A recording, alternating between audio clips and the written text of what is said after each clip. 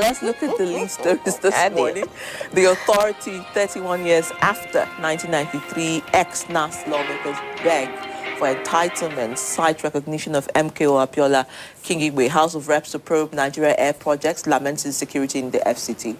And then the Leadership Friday, Sanusi demands NNPCL audit, says the president shouldn't be petroleum minister.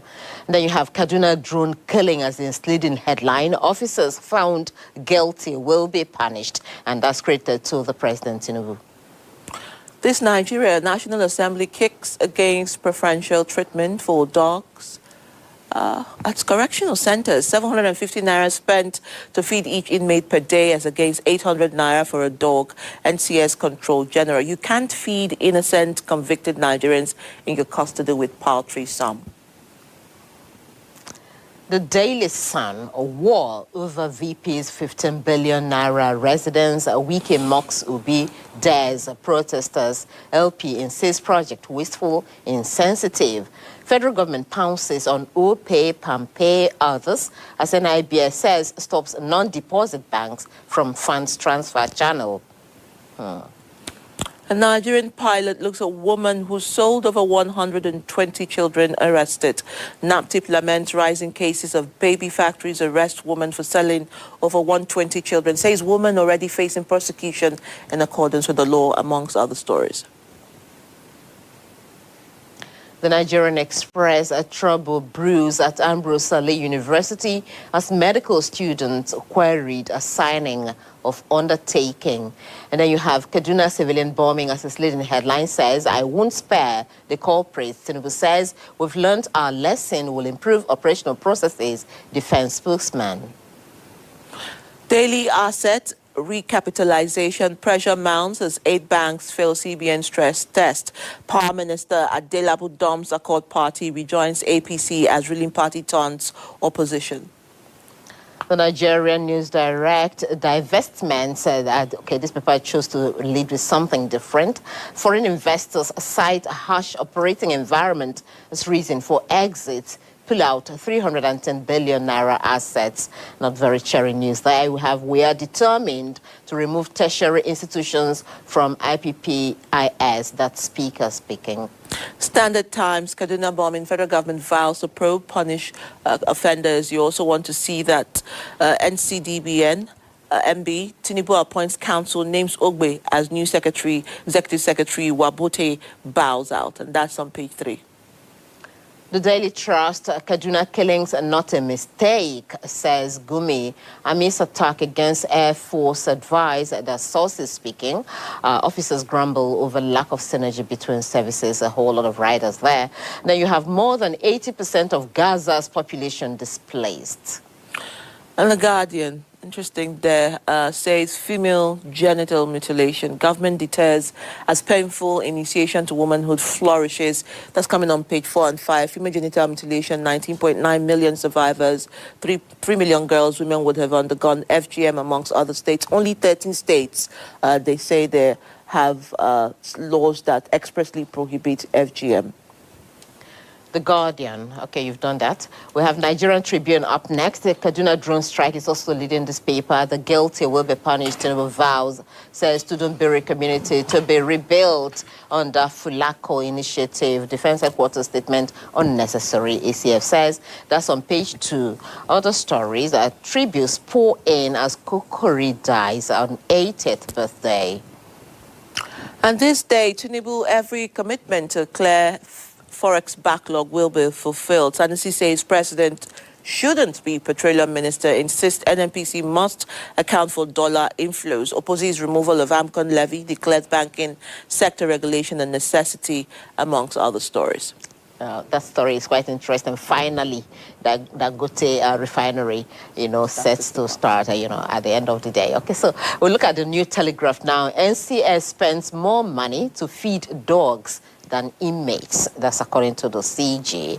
How can you look us in the eye, that's eye to eye, and tell us you feed a grown-up man in Nigeria with 750 naira each day, and you feed each of the dogs under your care with 800 naira a day? That's on page 4, questions begging for answers.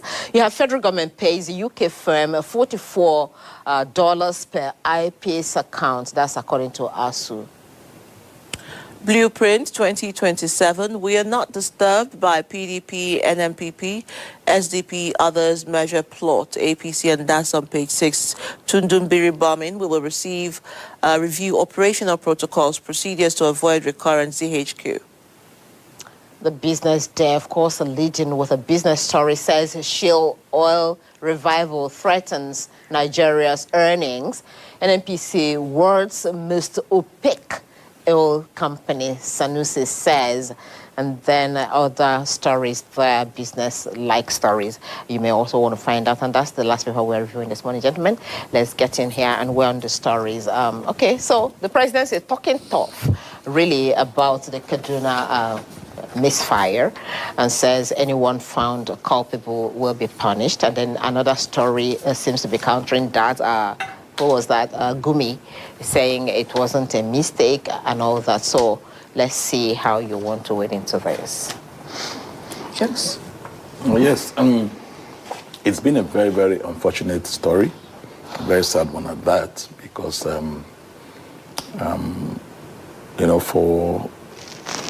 we talk about not having enough ammunition to fight terrorists, and the patch ammunition we have, we ended up killing innocent Nigerians.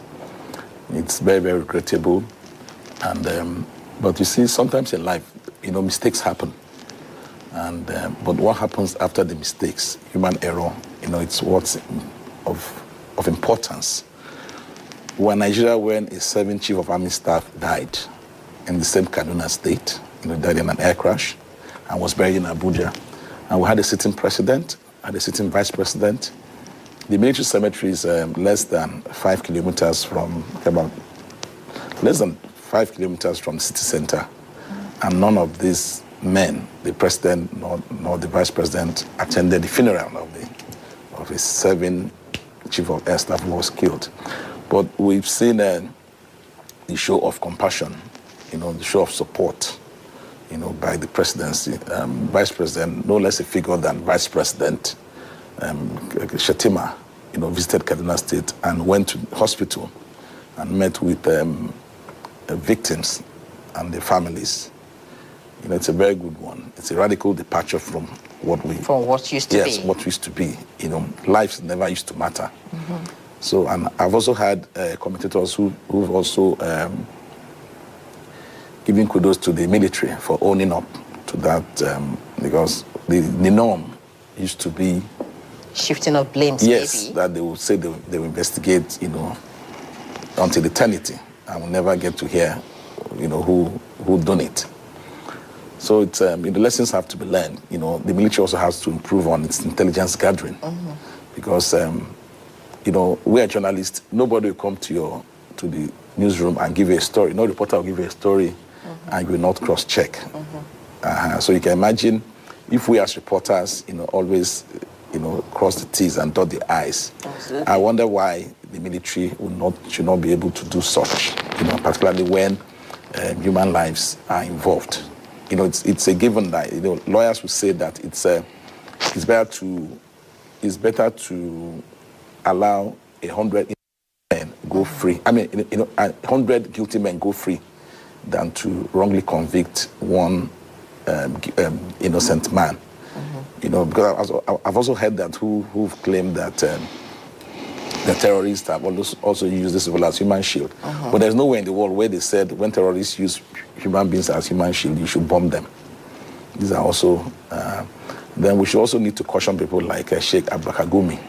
Because at this time, the kind of comments, at this time, yes, incendiary comments coming from a respected religious leader like that shouldn't happen at this time, particularly when it's happening at a Muslim festival. Yeah, we should. festival. And it's the kind of talk that can incite people. Ordinarily, Muslims believe that nothing happens outside of the will of the Almighty Allah. So I wonder why he's trying to make. Why he's deviating from that? Yes, that's a perception, right? Yeah, from that. I mean, no matter what we do, it's what is happening after that incident with the blessings to be. And that's why you have a black box in aircraft. Whenever there's an air disaster, we go to search for the black box and play back the tapes to know what went wrong. So it's now time for the military to look inside, look inwards, and learn from, because you have what you call intelligence officers, in all arms of the military, the Navy, the Air Force, and of course the Army. So, I mean, who gathered the information? I mean, who gathered this intelligence? People should be held responsible. And I like what the president said. For the first time, we're going to hold people responsible, because people just keep committing crimes because none of them, they commit these crimes or they make these mistakes, these errors, and nothing happens. Okay, let me come to you, Dr. I mean, one of the stories, interesting enough, talking about people who are asking for entitlement. The 1993 ex-National Assembly lawmakers begging for entitlement, cites MKO and Kingibe as examples. Some will say the country don't have, but I don't know how you want to respond to that. No matter how hard the country is, personally, I don't think the 1993 set of lawmakers are making a genuine request. Class of 93. Class of 93 are making a genuine request. If you ask me why, I will tell you that in the class of 93, you will also see that some of them are still struggling to gain power in this present political climb. The former governor of Kano State, former defense minister, and the presidential candidate of the New Nigeria People's Party, Rabiu Musa Kwakwaso, is in the class of these people. He has not relaxed. He has still been fighting.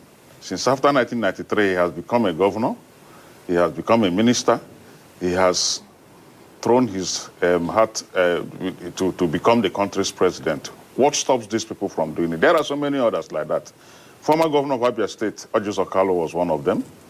So I don't think it is an entitlement. The authorities said entitlement. I don't think it is an entitlement. They are not entitled to anything. You also see some of them in other political groups too, asking for one thing or the other. I don't think that Nigeria is meant for politicians alone. If a 1993 set of class of lawmakers begin to ask for entitlement, 1993 class of governors who could not move further politically should also form a group.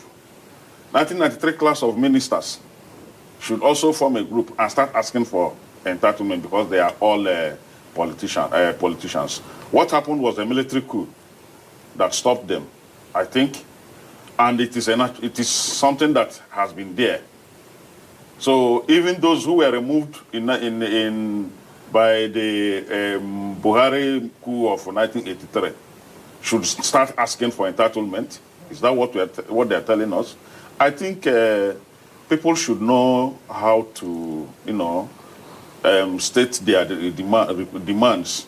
It's not. This one is not. It's not an entitlement. It's not an entitlement. Okay, so gentlemen, let's move on so we can still touch a bit of some of the stories that made the front pages this morning. This one is actually concerning for me.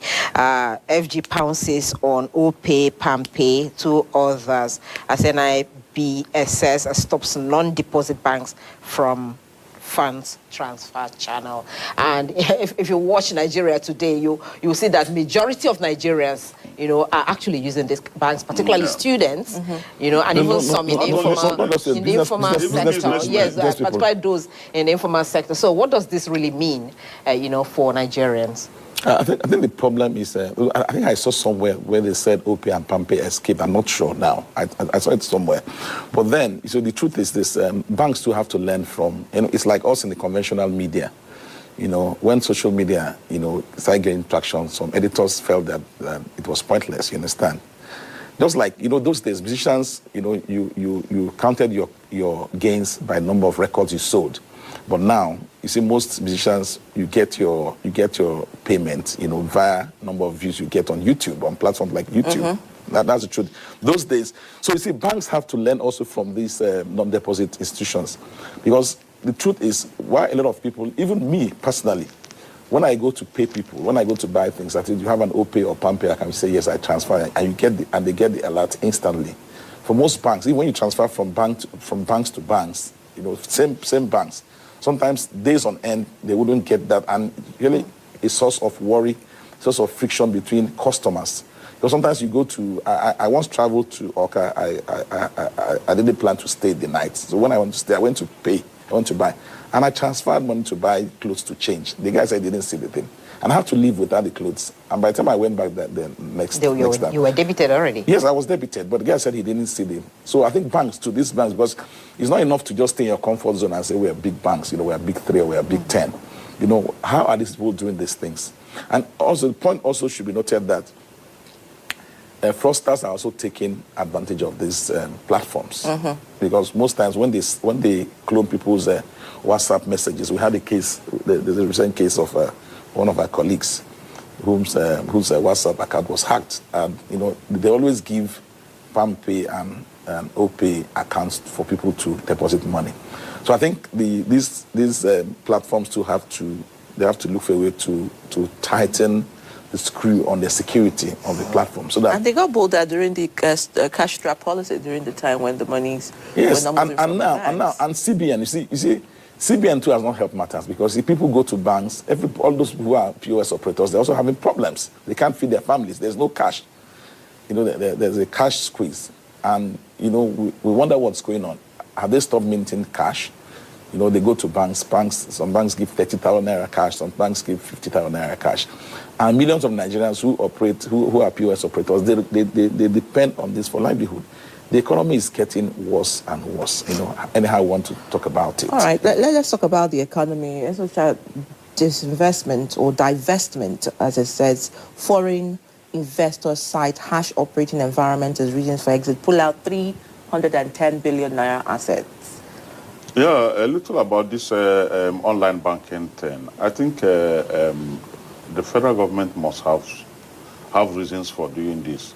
For example, I don't think anybody that operates with OPay can tell you that he or she receives a lot when he is paid. They don't get a lot. It is when you pay that you call the person and say you have paid. I don't know. No. You mean if people that have OPay account, they don't get a lot.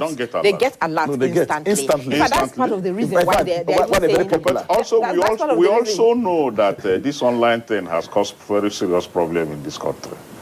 There have been warnings that these are not operational banks, so to say. We have seen what MMM and other fast online things did to Nigerians.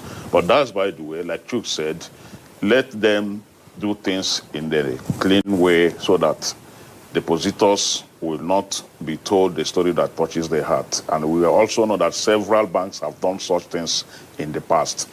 Talking about the divestment, pulling out assets. You see there's a report in one of the papers that about 5 international companies have left this country in the past 10 months because of the ease of doing business in Nigeria is no longer conducive. You see companies like Procter & Gamble, they have left. Unilever has reduced their production rate in this country. Glasgow SmithKline has left. Sanofi has left. So many. And this is a country that we have our leaders going there saying they are shopping for investment.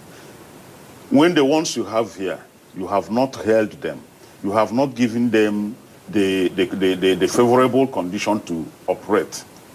So I don't know how those foreign investors will come in. You will see that some of these multinational companies that are leaving are being stronger in neighboring countries. And that's the worrisome part of it. That is the worrisome.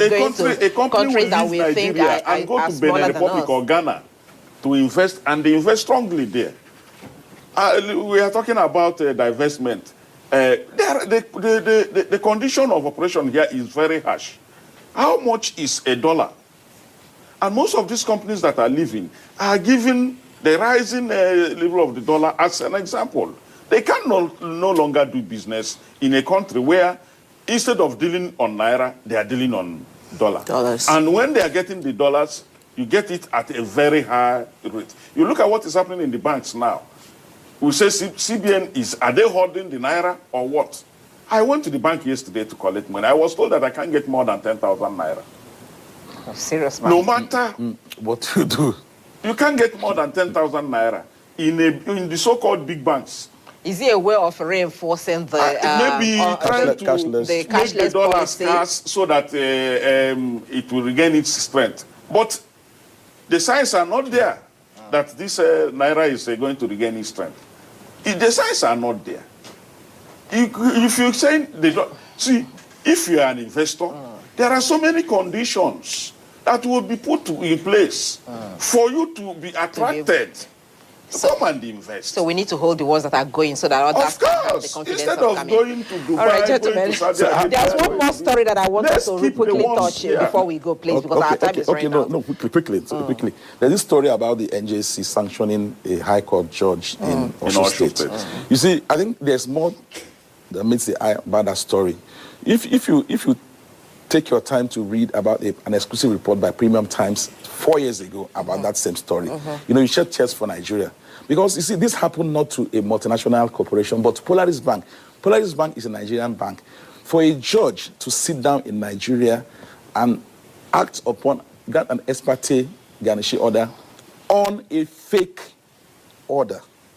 It's very sad because this thing happened in 2019. Apparently, Polaris Bank petitioned the NJC in 2019, and apparently because of window shopping, because of the razzmatazz, because of the bludgeoning that the judiciary has been receiving over the past few years, then the NJC quickly comes out to say, yeah, from 2019 to date, how many cases has this judge handled?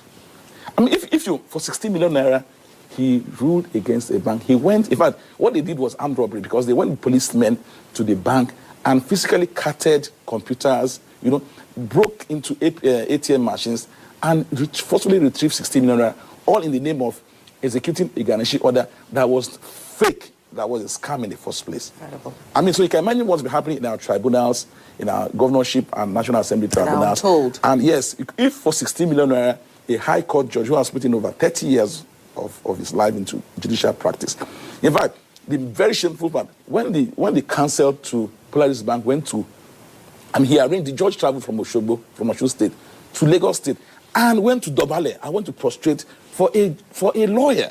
The lawyer was very embarrassed. So it shows you, it's a peep into what's going on.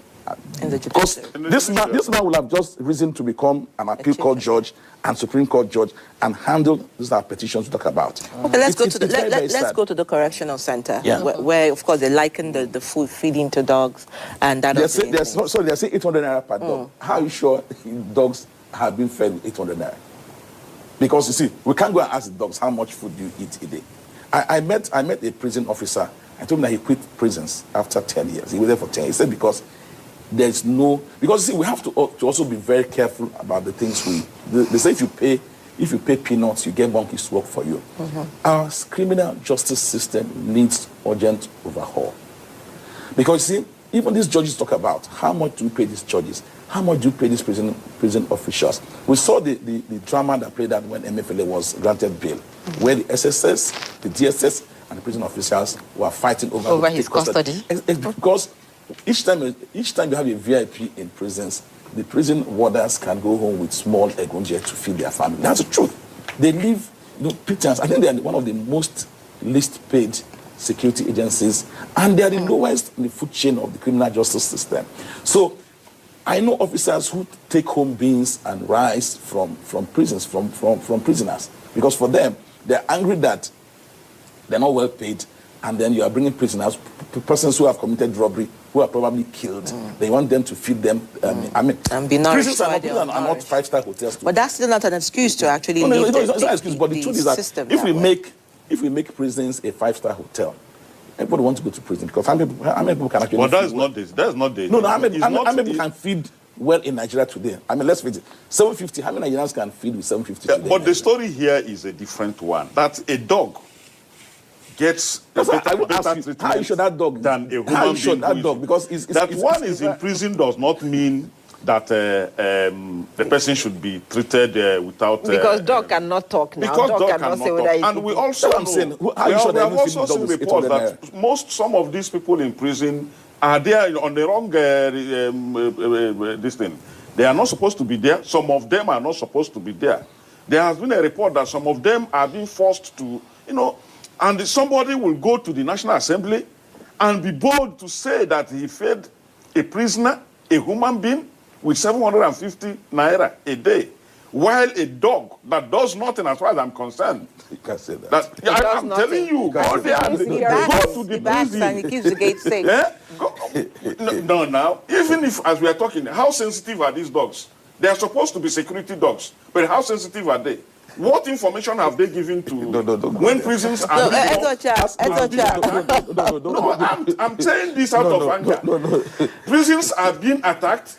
In Imo, about 3 years ago, people moved in drug and they attacked prison, released the correctional centers, released the inmates. Up to today, a good number of them have not been found. What was the dog doing?